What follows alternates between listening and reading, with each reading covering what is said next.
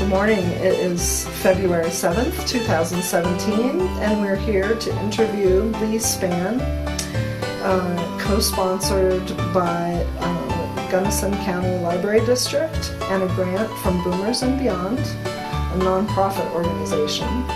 Filming and production is done by Bob Watchko and Rita Bone, and the interviewer is Marie Kennedy and Joe McKinney. Welcome. It's nice to talk to you today, Lee. We're going to start with your date of birth and your full name. Okay, I was born the 8th of March, 1933. My name is Lee Langdon Spann. Very good. And where does your middle name come from? From my grandfather on my father's side. My grandfather. His first name? Yes. Oh, very nice. His first name, they always called him Lang. Lang. Very nice. And you were born here in Gunnison County? No, I was born in Montrose. Oh, very good. I was born in Montrose. It was in 1933, and I'll give you a little insight into that. In 1933, times were hard, and my grandfather gave to my mother and father $50 to pay for my birth in Montrose. Well, if you can recall, in March of 1933, what had happened to the banks in the country, and my parents' $50 was in the bank in Gunnison that was closed. So I guess I started out as a genuine depression baby. You did. Oh boy. And so you were born in the hospital in Gunnison, in Montrose? It was more of a midwife thing in Montrose. Very good. And could you give us your parents' names? Yes, my mother's name was Lois Spann, and my father's name was Virgil Spann. Very good. And your mother's maiden name? Can you give Campbell. Campbell. Very good. Campbell, Lois Campbell, and her father was an engineer. He was an 8th engineer hired by the Denver and Rio Grande Railroad, and he ran the train from, at times, from Crested Butte to Floresta, and then often from, they lived in Cimarron and did over Cerro, had the help engine over Cerro, but he was a railroad engineer in the Black Canyon. Very good. Very good. Any pictures? If you and your parents were from Colorado originally? Yes, my parents were both from Colorado. My dad was raised in Jack's Cabin. My mother was raised primarily in Cimarron. And they met here in Gunnison, and my mother went to college here in the normal school. Very nice. And they were married in 1930, I believe, and went into the ranching business here. Right. So they were new ranchers to the valley. That was a new occupation for them, it sounds like. No, it was not. Okay. My father was a rancher, my grandfather was a rancher, and my great-grandfather was a rancher, so it was a long line of rancher people. Very good. And they were there immigrants farther back from Europe? Yes, my great-grandfather and grandmother came from Switzerland, and they were married in about 1876 and moved to Jack's Cabin.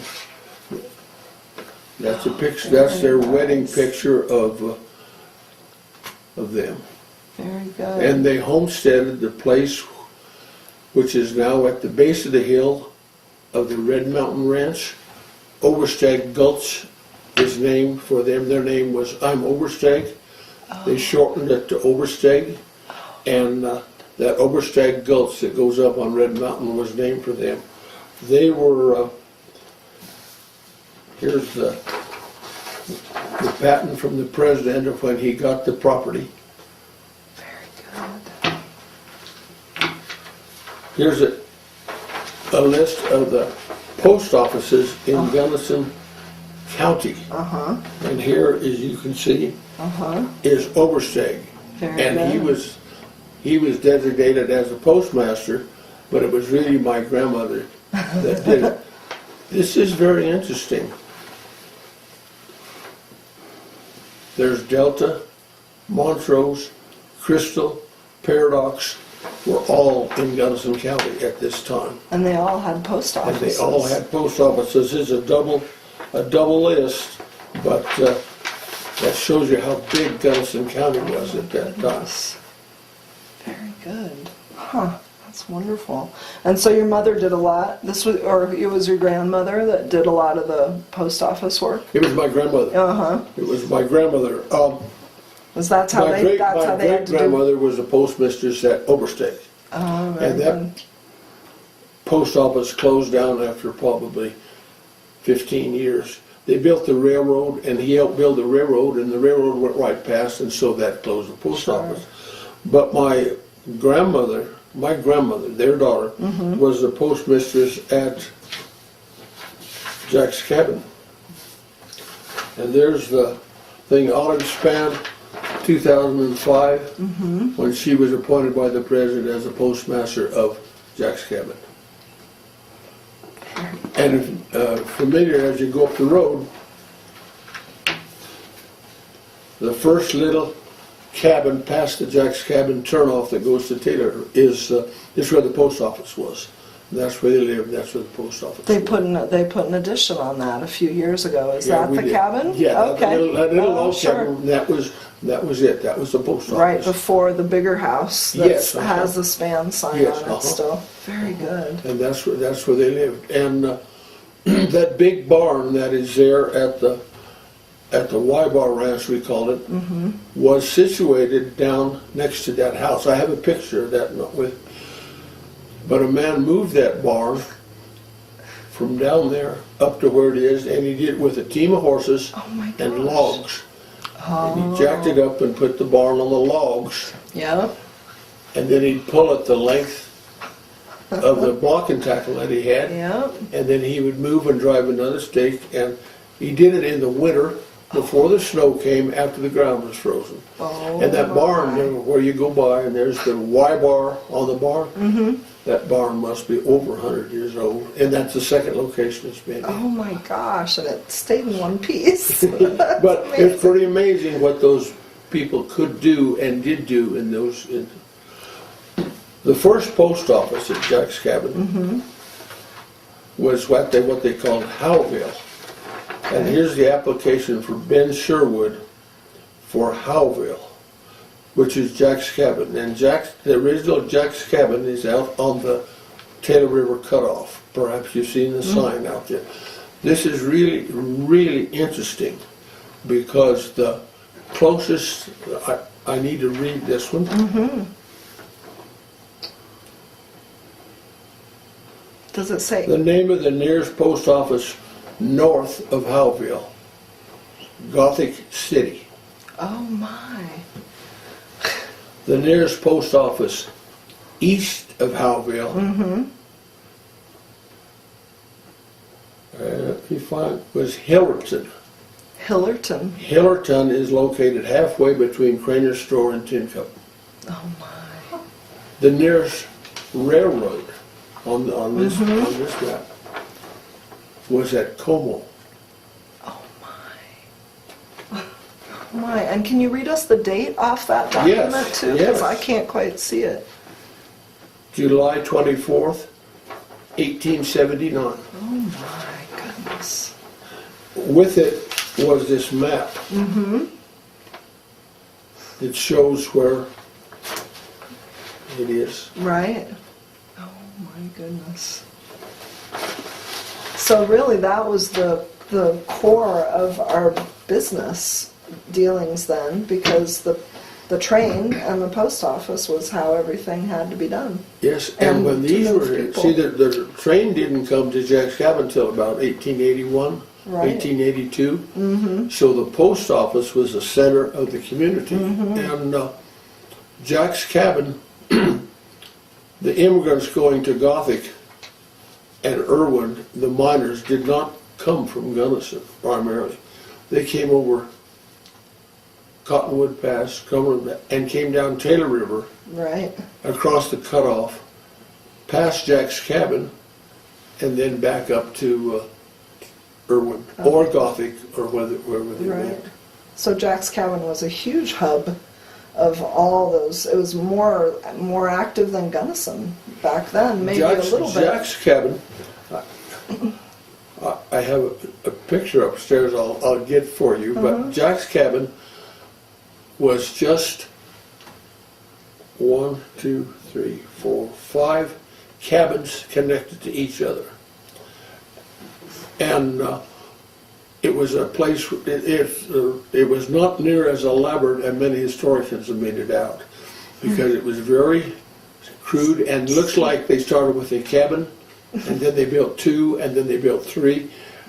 But I have a picture I'll get for you. And but it was kind of the stopping place going around. Interesting sidelight, my wife's grandfather stayed in Jack's Cabin as he was going to Crawford as he went through the country. He spent the night in Jack's Cabin there. So my family roots go very deep. Very back deep. there. Oh, Yeah. that's wonderful. So, talking about the different immigrants too, were there different languages that people spoke and different culture that people shared when they came into the area? Absolutely. A lot of the people immigrated into that country because of the mining in Chesapeake. And there were first there were the English and the Scottish that were there, and then the Slovakians and later the Italians came. So there was that mix of people, and some of those people then took up homesteads around the area. And of course there was all the languages that came with them were there. So it was a very mixed community in the Jack's Cabin Valley. Not all of it. But my grandfather and 5 of his brothers and their sister came there from Missouri and settled in the Jack's Cabin Valley. At one time, there were 5 Spanns and 1 who was Hannah Shackelford. All had ranches in the Jack's Cabin Valley. But they immigrated from Missouri, not from Europe. So they they were coming west to Homestead. Well, they came west to work in the mines. Sure. The first job that my grandfather had in that area was having a donkey pack train from Pittsburgh up to the Angel Mine up there ahead of Slate River. And he packed the groceries up and the ore back. That's the first job he had. And did he do that year round, do you think? No, just in the summer. Because there was some avalanche danger up there in the winter. The avalanche wiped out the tram that they had from that mine to the railroad. So everything was pretty seasonal. Always has been, maybe always will be around here. Yeah, mining is. Yeah. Very good. So getting back to your father and your mother, we talked a little bit about what they did with ranching in the valley. There are Spann ranches that I see throughout Gunnison Valley, up towards the Y-bar, do you call it? And then and then down where we are today. What's your address here today where we're talking? My address? Here, yeah. It's 36781 West Highway 50. Okay, so this ranch has been part of the family for how long then? Since 1930. My mother and father first bought the next ranch west of here, and that's where they settled, and then they bought this place. But they still had a lot of ties with the federal land and with the summer grazing in the Chesapeake area. So you were and we still do. Right. We still do. And the area to the west of us is no longer Spann property where is that where that farmhouse is on the left with the barn? No, that belongs to Moncrief. But from the lane up belongs to us. Very good. And how many head of cattle do you run now? I tell people we run not enough to sell and too many to feed. That sounds like a common number there. Yeah, so it still takes up a lot of daily operations for you to take care of all that. Yes, yeah. And I tell people we're commuters. We're commuters because we commute from here to Jack's Cabin, to Crested Butte, to Brush Creek, and then in the winter we commute to Olathe and Delta because we have 2 farms down there. Oh, very good. Get out of this snow. And so we are commuters. We've spent a lot of time on the road. Sure. And you have probably seen some snowy winters like this in the past since you've lived here. Oh, yeah. A lot of people think it's unique, but there's been a few winters like this. About once every 10 years, it comes. And it doesn't stop. I have a picture that was taken in, I believe it was 1959. I'm not certain of the date. But it's just up the road from the fish hatchery of our meadow there. And there are bales of hay out in the meadow, and there's 10 inches of snow on them on Labor Day. Oh boy. So, no, this is not the first snow in Gunnison. Exactly. It was very fortunate that somebody came down the road and took that picture, because I didn't have time to do that. But talk about tough haying, that's when there's 8 inches of snow on top of your bales. Oh, yeah. So when you, so you've probably seen the transition from using horses to using more mechanized forms of collecting the hay and monitoring your lands. And how long has it been since you've used horses in your operation? It's probably been 30 years since we've used a team of horses. It's probably been 50 years or more since we used them in haying. It's been a long time since we used them in haying. But when I was 10 years old, I drove a dump rake, a team of horses and a dump rake in haying. So I'm familiar with horses. Sure. And we fed with them for years. They're a really good source of feeding. A beautiful picture, you've seen them. There are the horses with pulling the sled out through the snow. It's not that so beautiful when you're on the sled. I bet. It's cold. Yeah. It's cold. Often going to the feed ground, the teams knew where to go. You just get off and walk behind the sled just to stay warm. And so you had horses to take care of too. Do you miss not having horses now that you have machines? Oh yeah, we have a lot of riding horses. A lot of riding. We do all of our cattle work with horses. Yeah, I see. We've seen that for years. Yeah. Moving the cattle up in Crested Butte. Yeah. On the road. Yeah. On the road. Yeah, that's the place to do it. Yeah. And before when there was still train service up to Crested Butte, then you moved the horses just through the valley. Yeah. Yeah. The cat with the horses, you moved the cattle. Yeah. Yeah. It used to be when you had a forest permit, it was a forest permit, a C&H permit, cattle and horses. Oh. And we had a horse permit in Judy. And all the ranchers there in the Jack's Cabin Valley turned their work horses out in Judy, and they summered up there, and then they'd have a big horse roundup and before hang, and go get the horses and bring them in and work them. And can you explain where Judy is? Oh yeah.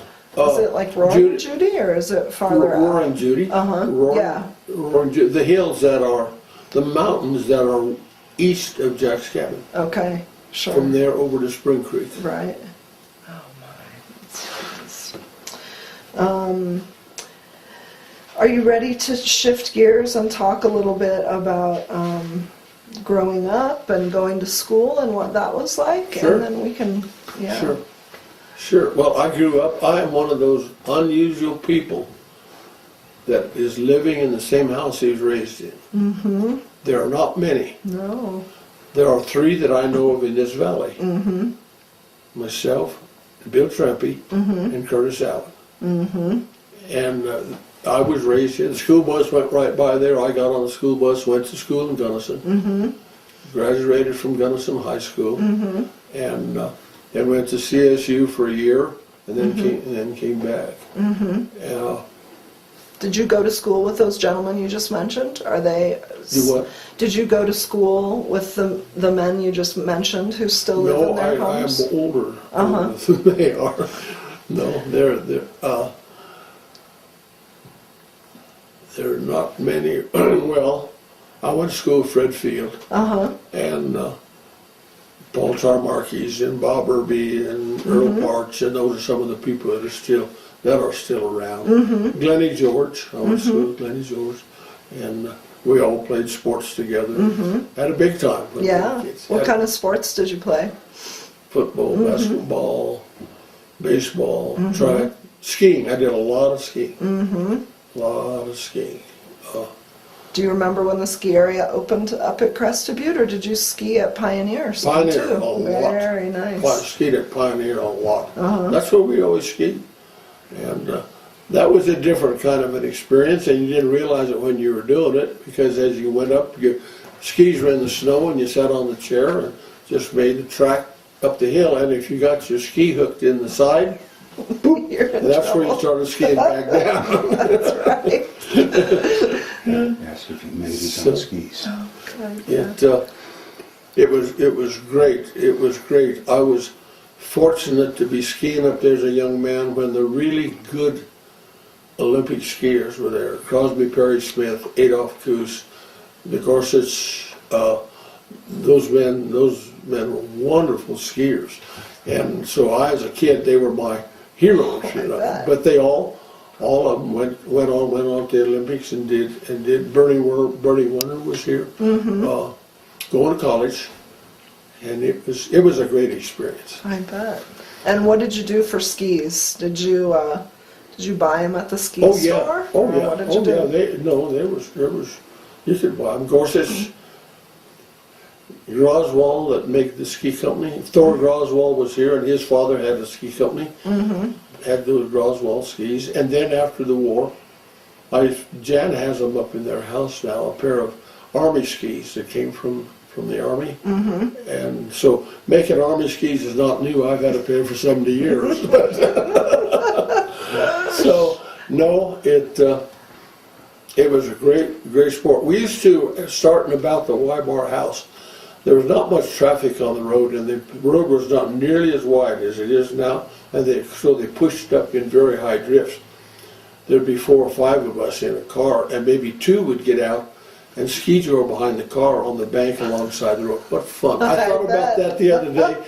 If you see the Crested Butte Road, it goes out, and then they got a cut and then up. Boy, that'd be a great place to go. Yeah. Oh my gosh. We had a lot of fun skiing when we were kids. Oh, that's nice. It's good outdoor activity. Yeah. It's good for everybody. And you mostly, and did you do much cross country skiing, No. or you mostly just went where you could go down? We went up there and then Yeah. raced it. Yeah. Yeah. Oh, fun.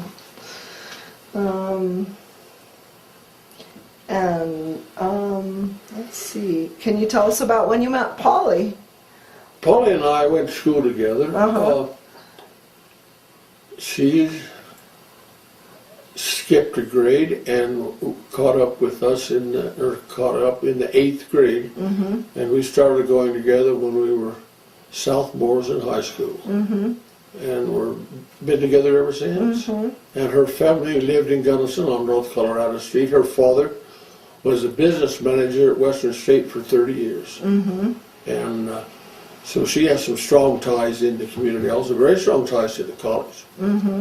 A lot of the building that took place up there, he got the money for, really, as a business manager. Yeah. And she had siblings too? You're an only child, is that right? I am, yes. Only child? She has She had two brothers, and one of them is still living in Cedar Ridge. The other passed away several years ago. He was a veterinarian and lived in Delta. And so she had two brothers. She is a great ice skater. Oh, The nice. ice skating pond was a block away from their house, where the big dorm is on Colorado Street. That whole block was an ice skating rink. Oh, my. And so she lived a half a block away from that. So So she that's did what she lots did. of ice skating. Ah, yeah. very good. Did anybody go out onto Blue Mesa to skate back then? It always makes me nervous to think about. Wasn't fair. Oh, Blue Mesa wasn't there. This was 30 years before That was Blue Mesa was way built. before Blue Mesa. I just put myself in context there. But yes, my Yeah. daughters and I went down and ice skated across Blue Mesa. Oh my. Just to say we had done it. But, Absolutely. yeah. Yeah, you have to go quick before it snows. well, this is one of those years that it didn't snow and it froze. It was very cold and it froze, and we went down there about where Iola used to be and skated from this side over and back, just to say we had done it. Well, good. That's great. That dates you. That sure does, and I'm blushing now, yeah. And tell us about your kids then. Okay, we have one boy and three girls, and our son Ken lives in Montrose and takes care of our property down there. I said we have two properties down there. He has gotten very interested in the punch horses, work horses, and it's a very unusual breed. And he's gotten the wagons and gotten involved in that, and has a really good time doing it. Our next daughter lives in Miami, Oklahoma. She married a man from here. They moved to Miami, Oklahoma. He passed away, and so she's still in the cattle business and works for the school back there. Our next daughter lives at Hartselle. Her husband works for the DOW and takes care of the property there in South Park. When you go through South Park and you see the elk on the road, they're his responsibility. Right. And then our other daughter, Jan, lives this side of Crested Butte, and she and her husband take care of our property there in the north end of the valley. So, very nice. And my grandson, Andy, Ken's son, is here with me. So we are very fortunate that three of our siblings are involved in our business, Absolutely. which is unusual this day and age. It's really nice. But they to are have all that very kind of help. interested and do a good job, and so they let me to have time to do things like this. Good. Oh, that's good. And you enjoyed being a father, I'd imagine, Oh, and yeah. having this family that you raised here, Yeah. and they've stayed Yeah. nearby. Yeah. Just such You a know, nice help. there's good and bads.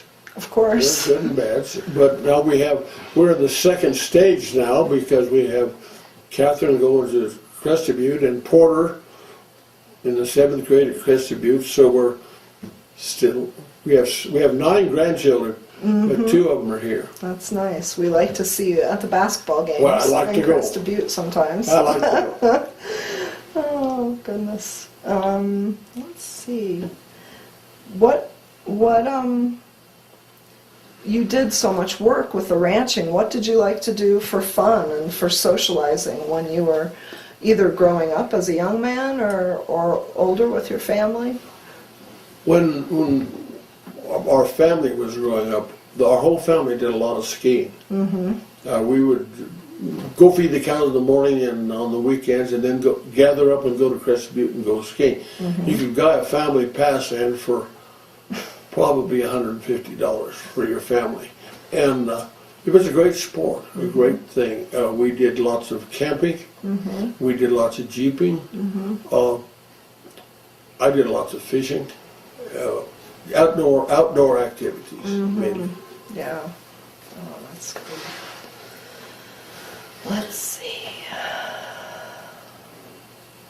Here's it's a nice question. It's kind of a big one. What are some special lessons that you've learned about life? Or something you might like to share?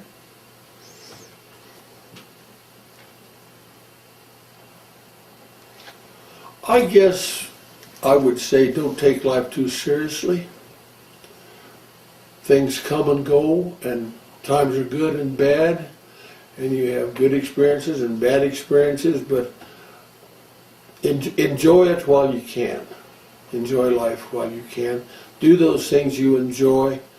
Do the things with your family. Enjoy your family.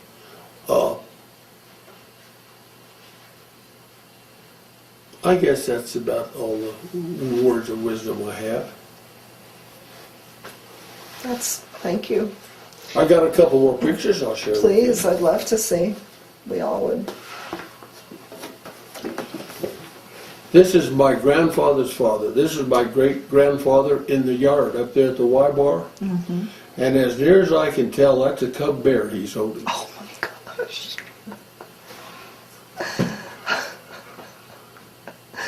Oh my. Do you have a date on that picture? No, or do you have a guess? I don't, but I would guess it would be about 1910. Uh-huh. Oh my gosh. This one is loading cattle on the railroad at Jack's Cabin. Yeah. That's a little hard to see, but there's some things in there. There's an old car, there's lots of horses. Uh-huh. And there's the cattle cars at Jack's Cabin. Then as you go up, that stockyard's still there. Mm-hmm. That stockyard is still there. So this is this near the Y bar house there? It's off the hill, from where the little log cabin is. Mm-hmm. Right off the hill. Right off the hill there. Oh, nice. So I have a lot of stuff from up there, but I'm really glad you're doing this because the history of Jack's Cabin is pretty scarce. They had a picture of the baseball team they had in Jack's Cabin in 1910. Oh, nice. There's 5 Spanns on the baseball team, but the baseball field was right near to where the Nancy Wick lives, the yurt. Uh-huh. A picture of the team. In the background, you can see the mountains, and you can also see the trees.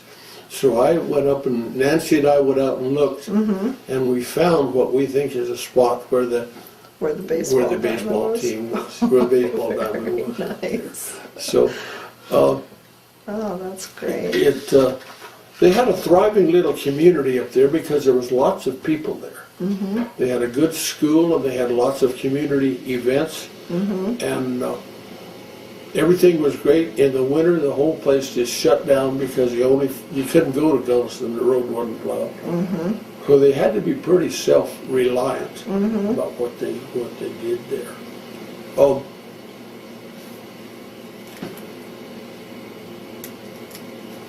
Where the Y bar house is, the brick house, was a very difficult place to get water because of the water table was very low.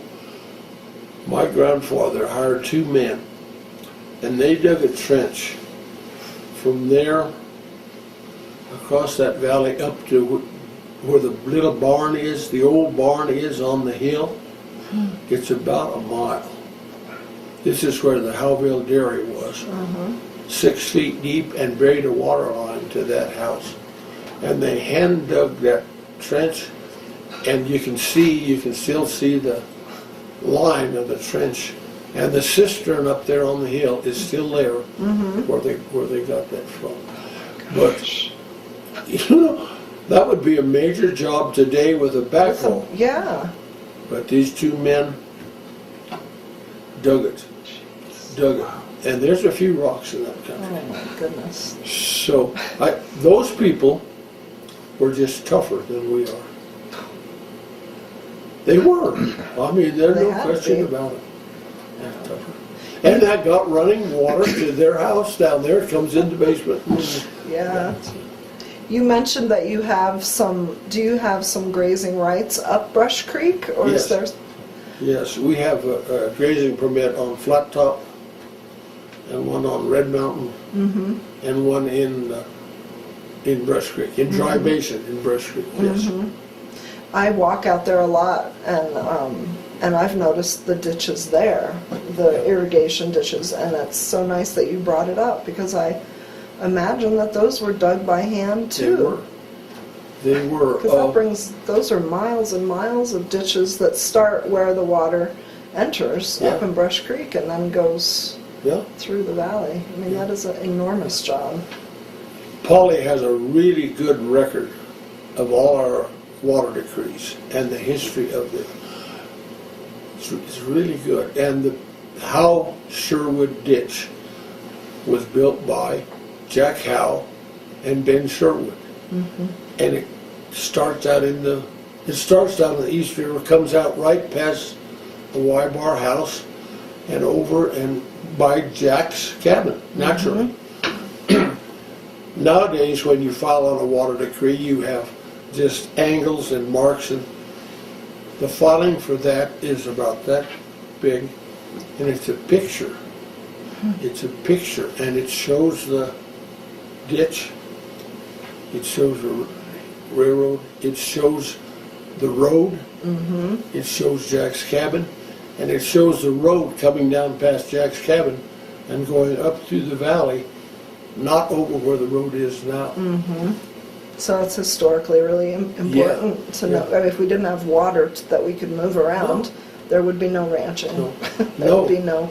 And another interesting thing in the Jack's Cabin Valley there, and I don't know whether you've ever noticed it or not, but just down the road from where Joe Danny's house is, from the highway east, there's a rock wall. And it's about 3/8 of a mile long, and it's probably that tall, and it's 3/4 as wide as this room. And it was made by the rocks that those homesteaders picked up off that and staked out through there. And when we got that place, my son said, well, we're going to get Jack David up here, we're going to haul that off. And I said, no, we're not. We're never going to leave that. That's a monument to those people's hard work. Oh, yeah. And they did it by hand with teams, and they called it a rock boat that they pulled and put the rocks on, took over there and plowed. In the summer, look, you can see it going up through, going out through there. That's good It's to know. It's just amazing. Yeah. Wonderful. In the water decrees, Paulie went back and got some of the testimony from those people who were filing on the decrees. And in one of them, the judge said,